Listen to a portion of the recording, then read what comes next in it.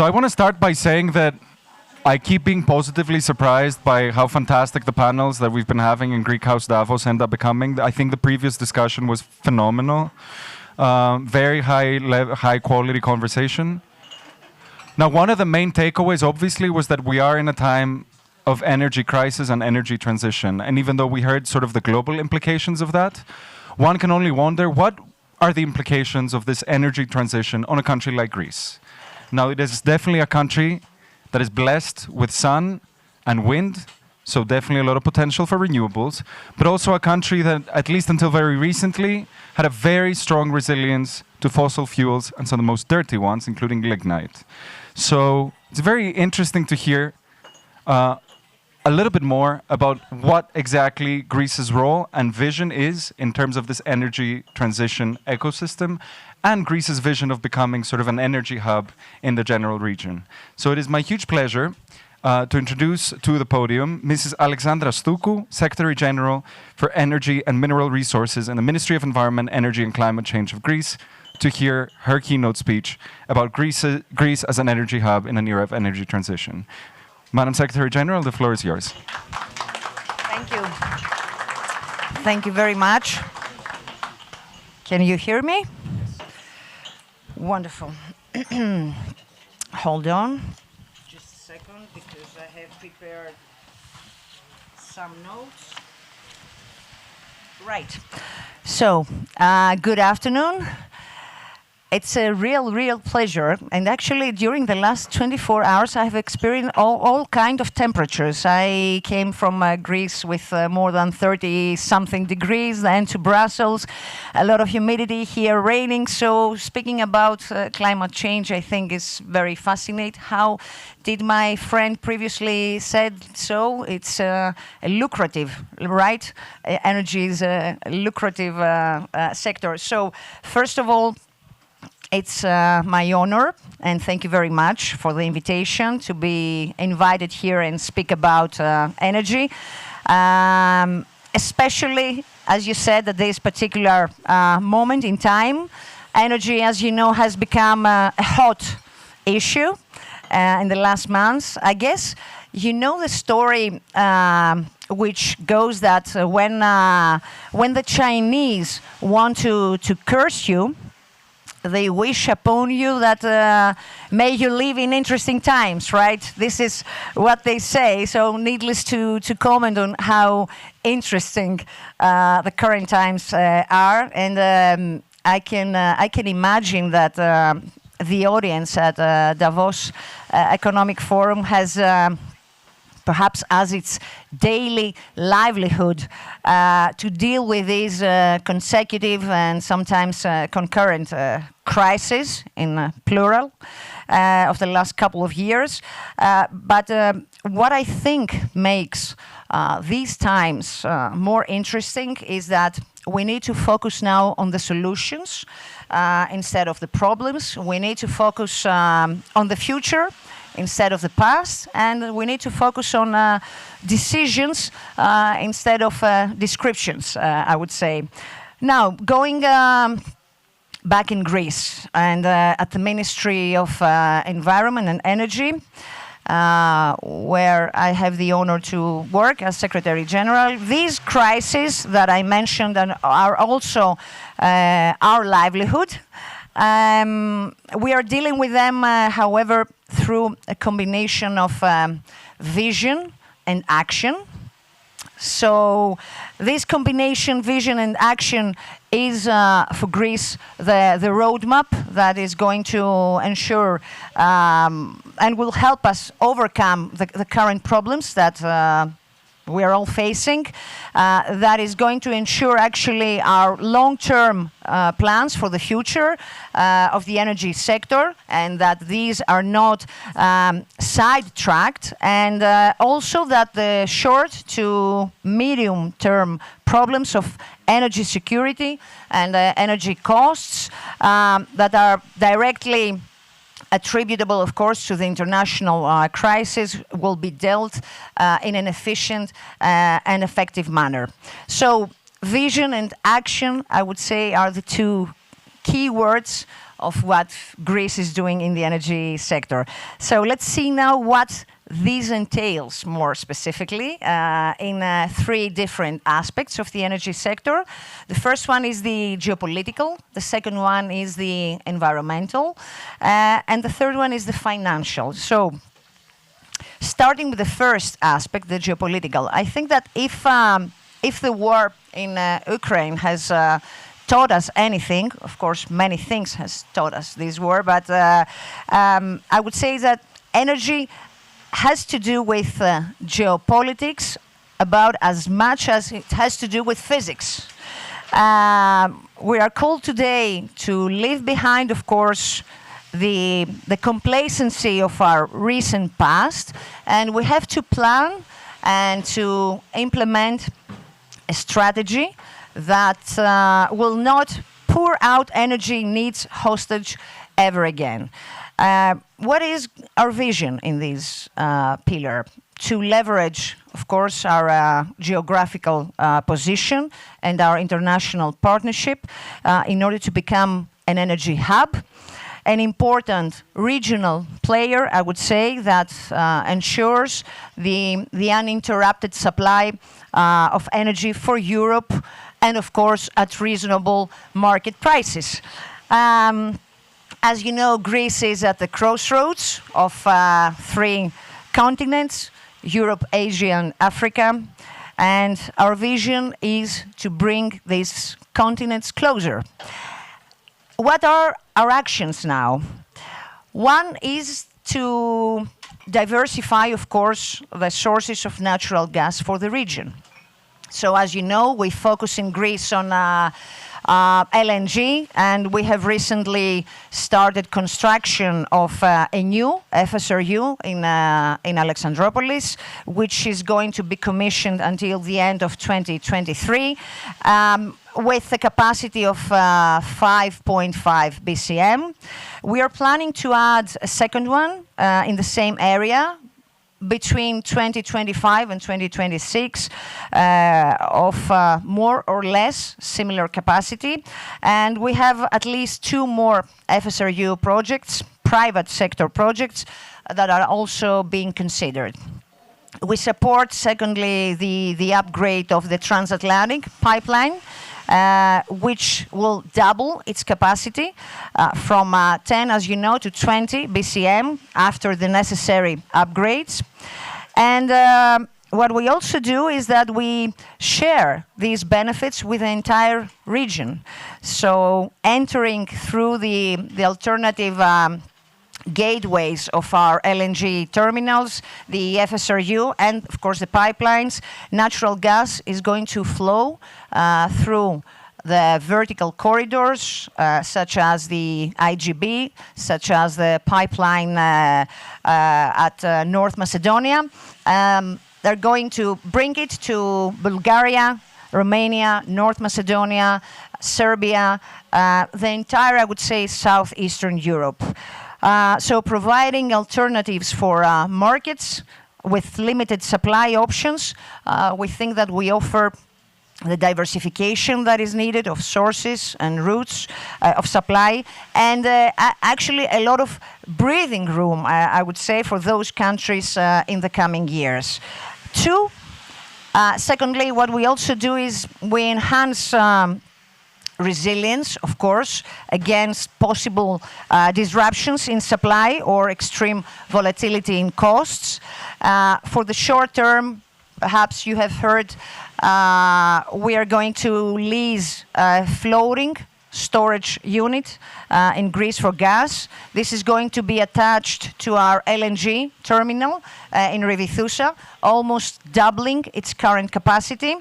For the midterm, we are also concluding now some regulatory details in order to proceed with the tender of the underground gas storage in Kavala, a project, as you know, that is fully aligned with the Commission's proposal under Repower EU to ensure adequate gas storage for all member states. And 3, we establish new priorities for long-term security of supply for gas. So we continue to support EastMed pipeline, a valid alternative that needs to be seriously examined again and prioritized under the latest developments. EastMed, as you know, is a PCI project that continues to collect the support of the leaders. Recently, the Prime Minister Mario Draghi also supported it. And I cannot stress, of course, enough the importance of other regional mechanisms for Greece, such as the EastMed Gas Forum, 8 member countries in this platform, the 3+1 partnership of Greece, Cyprus, Israel, plus the United States, which are very important fora for regional cooperation and coordination on long term in order not to repeat, as we say, mistakes of the past. Furthermore, we set, of course, the foundations for the clean, renewable gases of the post-fossil world. We are finalizing, for example, at this moment in Greece, our national strategy for hydrogen. We participate in ambitious international projects of common interest, the IPCIs, and we have some flagship projects there, like the White Dragon. Hello, Minister. Hello, Secretary General, which offers actually a paradigm on how to drive a just transition from lignite to green energy. And 4, we don't lose focus on the importance of the electrification and the ongoing need, of course, of more renewables for our region. That is why we plan and implement projects in Greece that will make Greece an entryway for clean electricity in the European Union. Countries of Northern Africa, for example, can be key strategic partners in this endeavor. Let me tell you, for example, the new Greece-Egypt interconnector, which is a new concept, the GREGI interconnector. Is going to allow us to tap into the renewable potential of Africa and to import around 3 gigawatts of electricity for domestic and regional use. So to summarize, I'm still at the first pillar, which is the geopolitical. So our vision, as I said, is to become an energy hub for stable and uninterrupted supply of power and gas in Europe. And our actions currently are how we are going to enhance in Greece infrastructure and how we're going to form international partnerships in order to provide a solution not only for Greece, of course, but also for the broader region. Second aspect is the environmental aspect. You know, sometimes I'm saying that it's our human nature, of course, to focus always on the problems that are right in front of us, and we never see the solutions that are lurking somewhere around the corner. And many times we allow urgency to be the only factor that sets out priorities, and we often ignore the fact that we can have a tactical victory sometimes, but eventually be forced into a strategic defeat, that you can win the battle ahead and lose the war. So the crisis that we face today are indeed unprecedented. They are battles, of course, we need to fight, and we are doing that at the national, at the European, at the global level. But the war is against climate change, and we cannot be allowed to lose sight from the end game. We cannot afford to lose the war. So Greece decided 2.5 years ago not only to embrace Europe's ambition on climate change action and the energy transition, but actually to overshoot it. We adopted more ambitious targets. We pursued them more aggressively. We made climate change action and the energy transition, core values, I would say, of our government's mission. Right, Minister? And of course, with the energy crisis, all these has to change.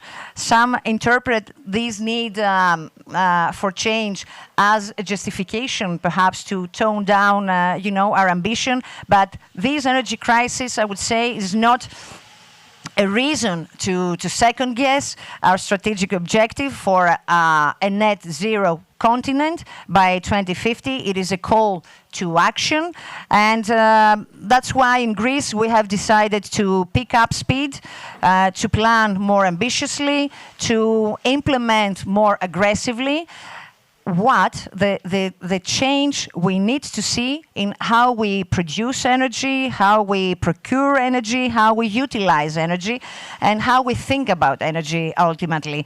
Therefore, in Greece, our vision is not only to continue our plans for climate action and the energy transition, but to accelerate it.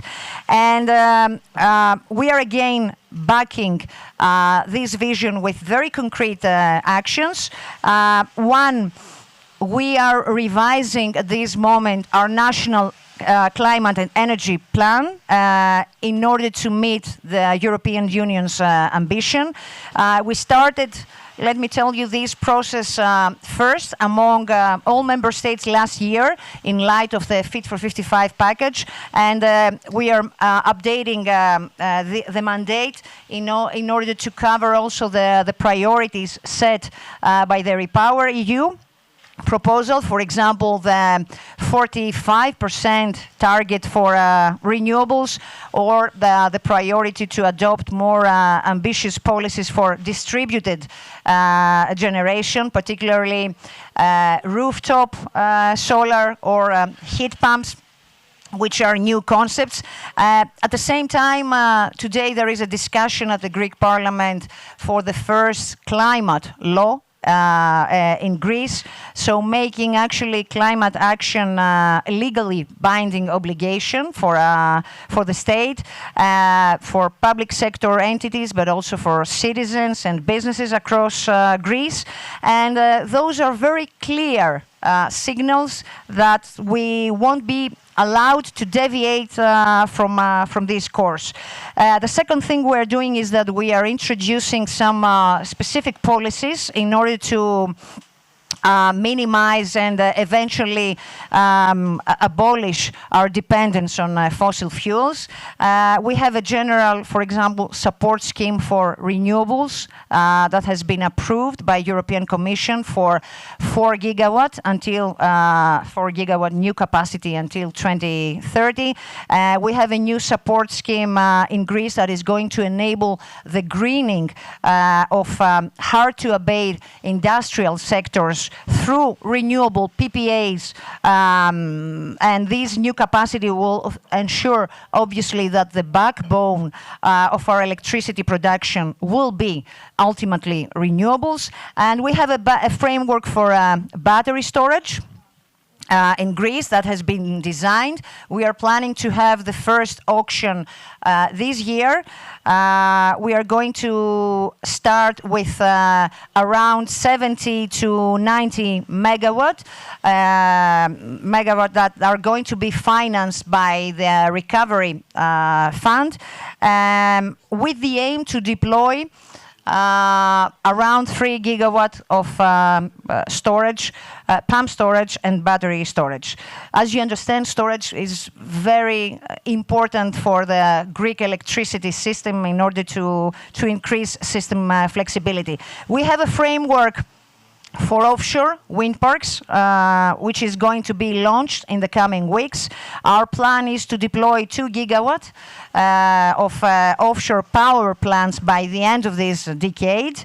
And what we have also done is that we have concluded a preliminary assessment of the Greek seas, and we can safely say that offshore wind is going to play a huge role in the future, not only for Greece, of course, but also for the needs of the broader region.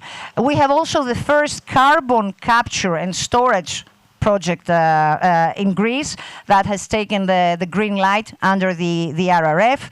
And as you know, we're moving forward with the major challenge in Greece, which is the decommissioning of our lignite plants by 2028. This is not something new. As you know, this monumental decision was taken by the Prime Minister back in 2019. But what is new is that the government doesn't plan to deviate from this decision, even after the recent developments. As I said, we are going to fight the battles in front of us, but our goal remains to win the war. And of course, there are synergies between the current battles and the overarching war. For example, the Commission in its Repower initiative proposed the adoption of renewables to go areas in which permitting is going to be simpler and faster in order to, for example, limit the impacts of land use and in order to preserve environmental protection. So we want to have more investments in the renewable sector. So to summarize the second environmental aspect, our vision, I would say, reaffirms our commitment for ambitious climate action, not in spite of recent developments, but especially because of them. And our actions in adopting strategic targets and in implementing the policies and the projects that will allow us to achieve them, I think that they speak for themselves. And the third aspect is the financial one. I know that I can get your attention in this because this is Davos, after all. A change of this magnitude to fund the infrastructure that is needed to disassociate actually the Russian gas from the prices, from the electricity prices, and in order to ensure also that we are on track on our energy transition goals, what is needed for Greece is to mobilize tremendous funding. As an indication, for example, before the war in Ukraine, even before the Fit for 55 package, the investments in Greece in order to reach the targets we had set in our national energy and climate plan were estimated at around 44 billion. And we can safely say, of course, that much more is going to be required since this ambition has increased and the priorities have also become more complex and demanding. Again, in this aspect, we are driven by our vision in order to face the enormous transition that needs to take place, not as an obligation. In Greece, I would say, would see this energy transition as an opportunity. So our vision is to change not only the energy landscape of Greece, but also our production model in Greece, to invest prudently, but also bravely in technological innovation, in growing and developing new sectors, in modern skills and capacities of our workforce. We want to increase jobs, of course, and growth, just as we reduce our dependence on fossil fuels. And so to escape from a decade of financial underperformance and to reverse the effects of the pandemic and to address also the impact of the war in Ukraine, and to emerge as a stronger in Greece and healthier economy, we need actions again, and we have the actions already in effect. We have, fortunately, the recovery plan, which is going to mobilize, as you might know, 30 billion of grants and loans in the next 4 years. And let me tell you that 30% of this budget is allocated for green projects. After, of course, the Repower EU, this amount is going to increase. Our ministry's budget is around 4.5 billion in grants alone as it is for today. We have the Just Transition Fund, which is going to be a very crucial financing tool in order to implement our decarbonization project in Western Macedonia and Megalopoli. We have the National Strategic Reference Framework for 2021-2027, and we have also another fund, which is the island decarbonization. I heard with enthusiasm the electric ferries.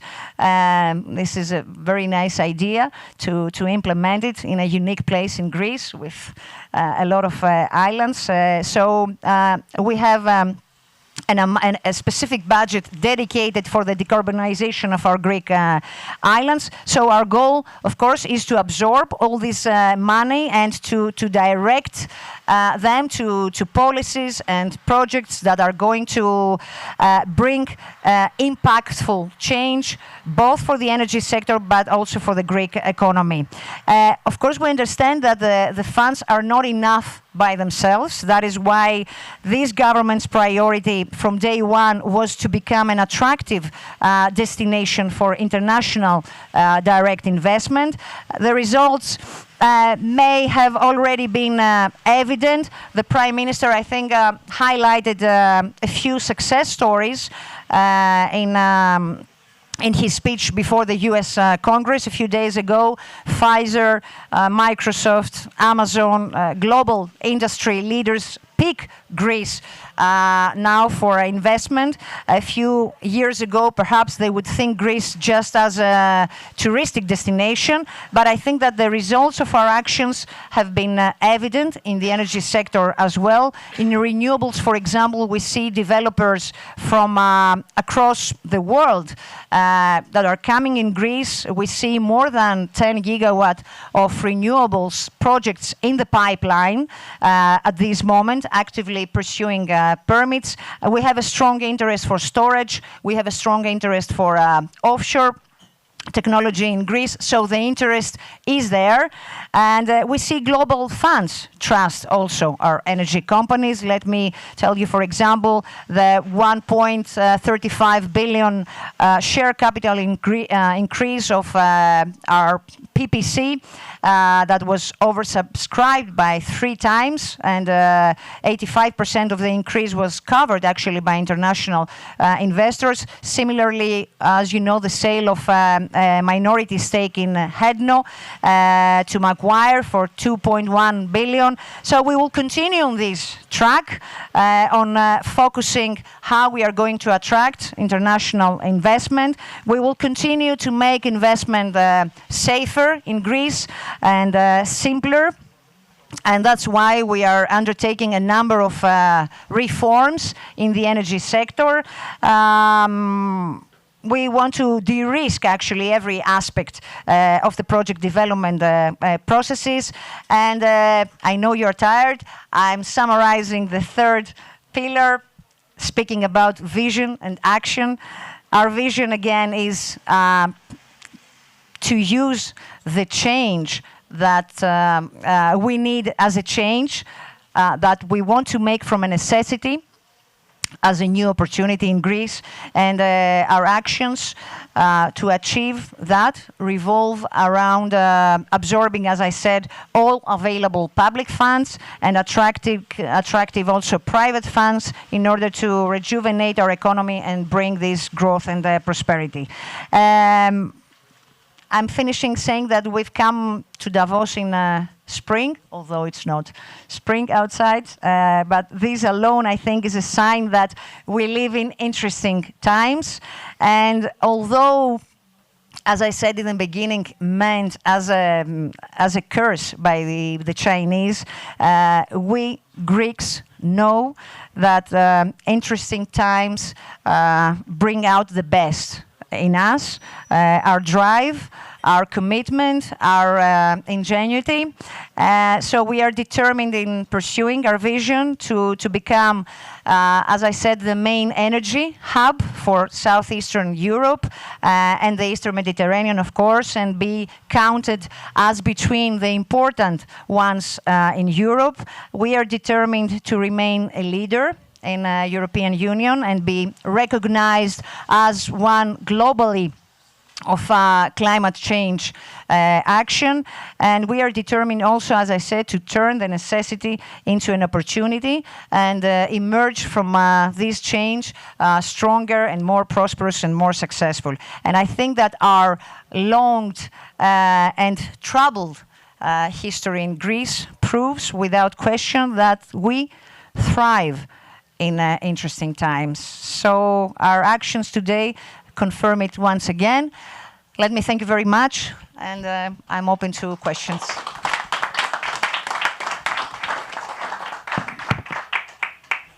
Thank you so much, Madam Secretary. Do you want to take a seat maybe while we have the questions? I've seen you've been standing for quite some time.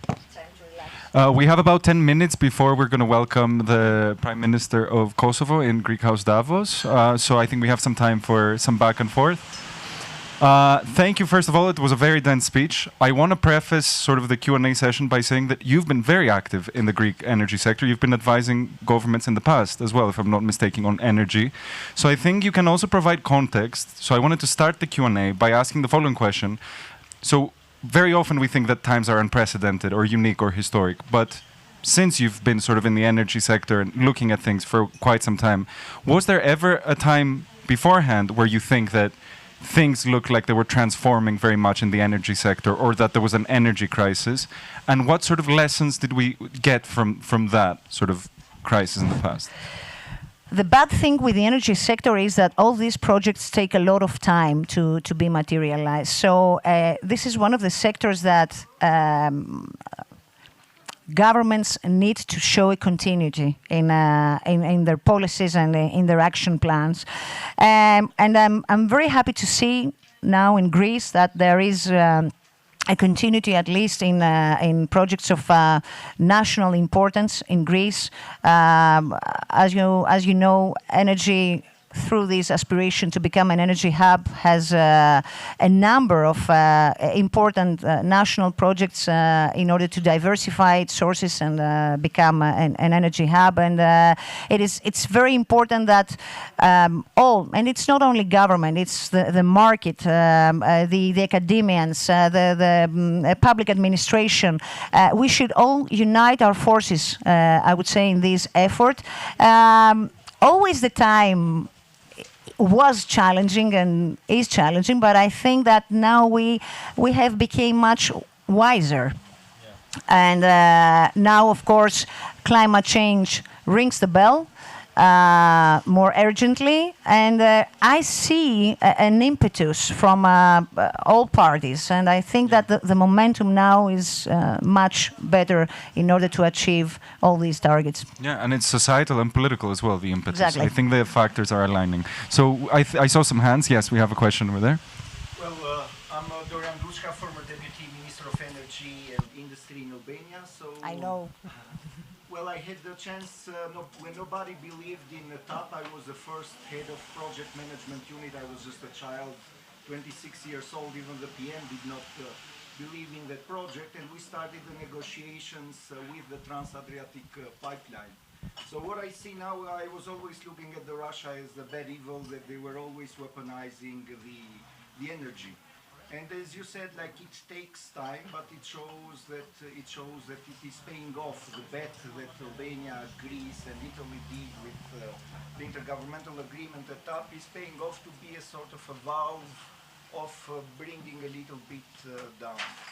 At the same time, I had the chance to visit Yuval Sheinitz in Israel, and he was very passionately speaking about EastMed. At the time, I was not very convinced, but now I am very convinced of EastMed as well. Now I see Mike Pompeo through Exxon accelerate different groups. He just comes to Albania. They want to promote the LNG gas on the reverse flow as well, like bringing it to Albania, maybe Greece. How do you see the role of Greece, of Albania, of this Western Balkan and Southern into trying to incorporate both the interests of the US LNG, where we know it's also geopolitics, and also how you see the role of self-production on resources next to Greece, next to Cyprus and EastMed? Where do you see that they are? Before we thought they were clashing, but now we see that they can be also complementary. So what is the plan of Greece in accommodating U.S. Geopolitical and energy interests vis-à-vis its own interest, and also in a way navigating within the traps of the geopolitical situation with a very interesting neighbor like Turkey? Well, Sorry, I mean, it's a no, you're right. I think that one thing is for sure, we need to enhance the energy security in our region, and this is the first priority that all neighboring countries should see. And you see that there is a tremendous opportunity here. You see that our Prime Minister, together with various Prime Ministers from various countries around, they join their forces and accelerate their efforts in order to establish in this region its independence, especially now in these turbulent times after the Russian invasion. You talked about TAP. You know, when we started discussing about this, it was just an idea, and it was a crazy idea, and it was, a vision, and many people believed that this would never be materialized. After having this experience, because I was in the ministry previously, I see that everything is doable. Everything is doable, no matter the complexities it has, no matter the difficulties. This is why we insist on saying that we have to see how else we are going to differentiate our sources and supplies, and this is why we insist on this alternative source through EastMed. Of course, currently Greece, through the Revithousa, as you know, infrastructure is in the positive, has the positive status, let's say, to receive LNG, and not just for our needs, but also for the needs of other countries, like, for example, Bulgaria now that has a problem. And this is what we are going to continue doing, to promote the interests, as I said, not just for Greece, but for all our countries. We have a great potential. There are a lot of more infrastructure projects that need to be completed, like the IGB, which fortunately is going to be commissioned in a few months. Also the expansion of, I would see also the expansion of TAP as a good opportunity to upgrade from 10 BCM to 20 BCM. So together, all these, if we combine, I think all these projects, we will be a little bit closer to what we want to have, an energy diversification and energy security for our countries. But we should not forget the ultimate goal is energy independence. And I think that only through renewables in combination with gas storage, these can be materialized. This is why in Greece we put a lot of effort at this moment to reach the targets we have set for renewables, because ultimately, as I say, nobody can put an embargo on your sun, on your wind, right?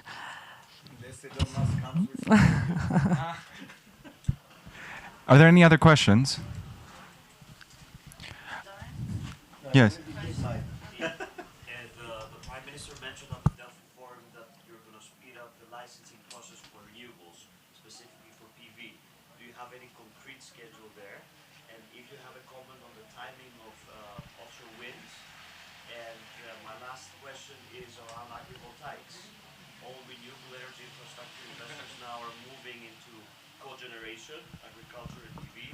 If you have specific suggestions. Starting with your first question, we have very concrete plans for further simplifying the licensing processes for renewables.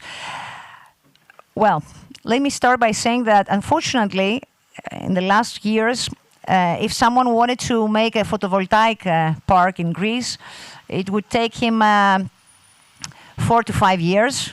And if someone wanted to make a wind park, it would take him 7 to 8 years.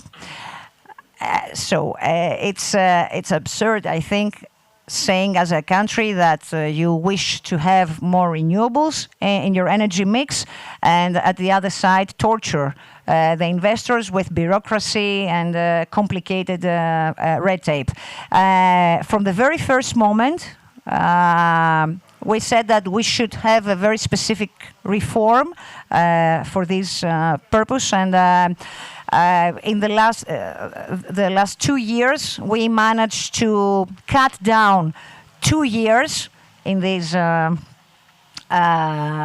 in this process, and we have just concluded the second phase of our reducing the licensing permits. So we are ready to bring to the Parliament a new draft law that ultimately reaches the goal of having from the first application to ready to build a total of 2 years time, up to 2 years time. What we have done is that we have mapped all the obstacles in various stages, in various licensing authorities, and we have tried to cut down not just documents, not just unnecessary, red tape, but also the cost in some cases, and yes, having a straightforward, let's say, path. Now, regarding the offshore, I think that we have done a very serious work in the last months, and we are ready to launch the regulation that we have prepared for this reason. It's a specific regulatory framework that is going to allow investors to come and pick specific areas that previously we have not just mapped, but we have tried to see all kind of obstacles that are on these sites, environmental one, special planning one, fisheries, aviation, everything. And the aim, as I said, is to have 2 gigawatt commissioned by 2030, starting with this. We are ready to do this. We have taking into account other successful models from other countries, and we have prepared, I think, the most appropriate for Greece. And you should probably consider also support schemes for agrivoltaics, as I said before.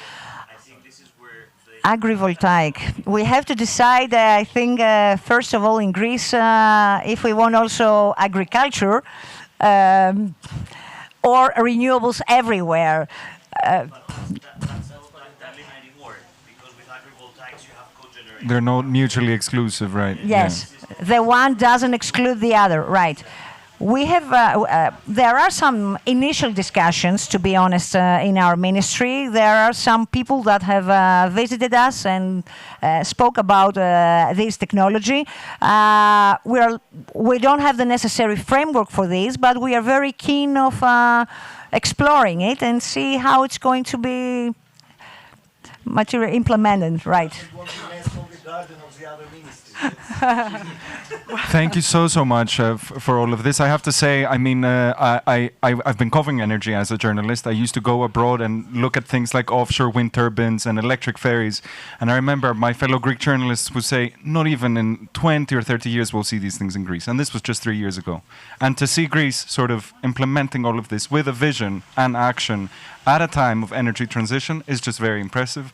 So thank you so much. I hope you continue your work. And let's give the Secretary General a round of applause.